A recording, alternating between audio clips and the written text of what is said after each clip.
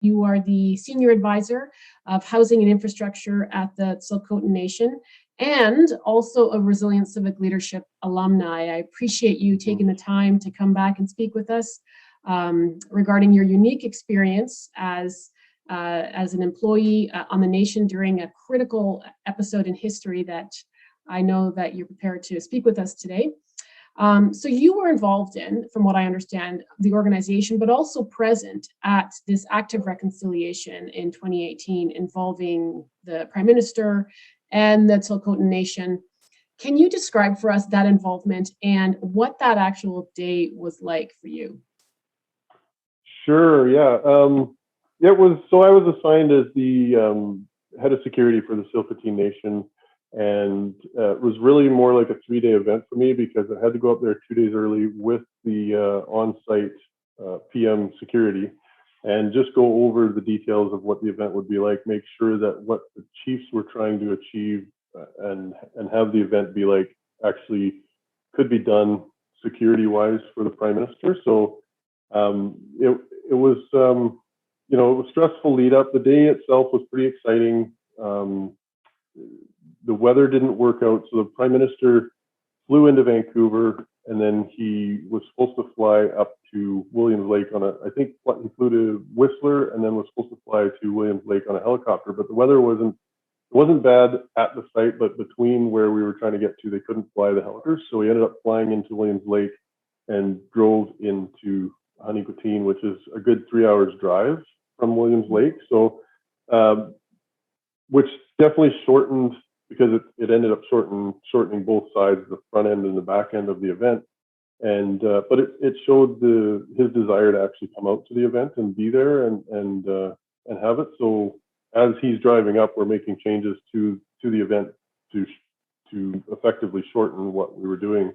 And one of the main pieces, so I guess a little bit of background, the event happened because of 150 or 60 years ago, they were trying to build a road from Bella Coola up through the Tsilhqot'in territory, and BC was not part of Confederation at that time, so it was the Tsilhqot'in were still in charge of their land and still hadn't been colonized yet, and the road crew had taken one of the chief's daughters and beat her and brutally raped her and stuff like that. And so they went to Bella Coola to get her back. And then also they killed some of the road crew. So then that started what they call the Tsilhqot'in War. And then Canada tried to find the chiefs. And of course, such a vast territory and rugged territory, they couldn't find them. And then Canada invited the Tsilhqot'in chiefs to one of the forts to talk about a treaty. And when 5 of the 6 chiefs got there, Canada arrested them and ended up hanging them in Quesnel. And then the other one ended up getting captured and hung in New Westminster. So in 2014, so they had no intention of actually having peace talks. No, exactly, yeah. So the Tsilhqot'in have always said that was a war crime.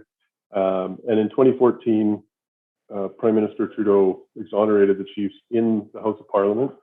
And the chiefs had said, to be true exoneration, you have to come to title land to exonerate our chiefs as well. And part of the story goes that the final chief that rode out to surrender to get hung in New Westminster rode out on a black horse, and that black horse came back to their community empty, like with no rider.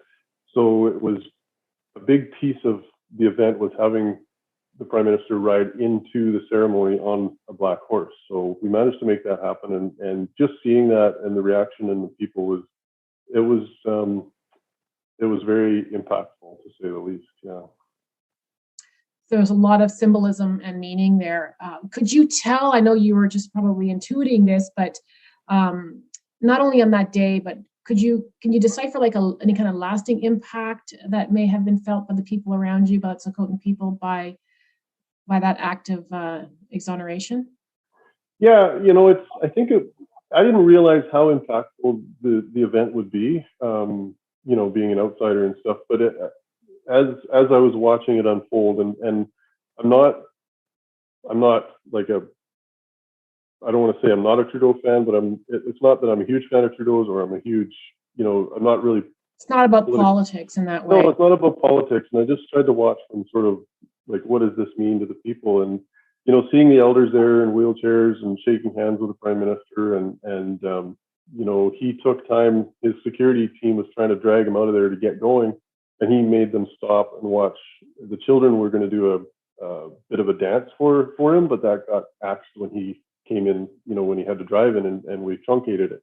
So he asked them on his way out, because he could see they were all dressed up for doing it. He said, "Hey, can you do some for me?" And he, you could see he was watching with true interest and stuff like that. So I think just the way he interacted with them, the words he said about, exonerating, it wasn't just what a lot of people say is they call it an apology, but it wasn't an apology. It was a true exoneration. So there's a big difference to that. And I think that event has always weighed heavy on the Tsilhqot'in people as an event that really traumatized them. So it's not just suddenly going to change the way it won't just erase the trauma, but I think it goes a long ways towards fixing the problem and true reconciliation. Can you just draw a little bit out that distinction between an apology and an exoneration? Why that was important? Well, because I think an apology seems to be, fairly light and not really admitting that Canada did wrong. But the exoneration piece, the Tsilhqot'in seem to see that as more powerful and admitting that Canada did actually commit a war crime. So, and in that piece, if anybody researches it, there is some articles out there that don't really say it was a war crime. They don't buy into it, but there's some other work that's been done, a lot of research, and even looking at log books from the original settlers and stuff like that. And a lot of it is, what the Tsilhqot'in verbal history and stuff like that matches up with a lot of the written stuff that they're finding. So, right from the big piece too, when part of that war was that they'd already had one of their communities decimated. I forget how many people, but totally wiped out by smallpox. And the road crews were threatening to spread what they called a man-made disease, the smallpox, throughout more of the Tsilhqot'in communities if they didn't let them bring the road through and stuff. So that was another piece of it, is they were protecting their members from more smallpox and stuff like that. And so that plays a big part of that sort of annihilation of their lives, basically. And what would you say, though, for you, this act of reconciliation, what does it mean for you as a person and also finally as a nation employee? I'll admit that when I first started working for about 9 years ago for First Nation communities, I was very naive. You're not taught this stuff in school. It's kind of swept under the rug. When I first started at my last job, they did a lot of work on, cultural work and teaching, the history and stuff. And then coming here and doing this, it's really impactful. And I think it's something that all Canadians need to know and understand is the trauma that was put on these people, and to this day they're still seeing the effects of it. I mean, the Indian Act is just something needs to happen to it. Of course, just can you just abolish the Indian Act and take a people that have been traumatized for generations and suddenly that could be I don't want to say abolishing the Indian Act is a bad thing, but it has to be done in a strategic way so that you don't set up a vulnerable population for failure. Mm-hmm. Very, very complex issues that you actually deal with every day in your work on the nation. But and I know just prior to us getting on, we were talking about some of your work, and I personally came to the conclusion that your work is actually the work of reconciliation. Your work every day as a nation employee is doing that really, really difficult long-term work. And so I just wanted to express my gratitude for that.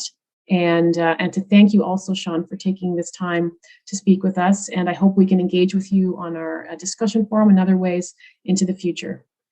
Thank you. Again.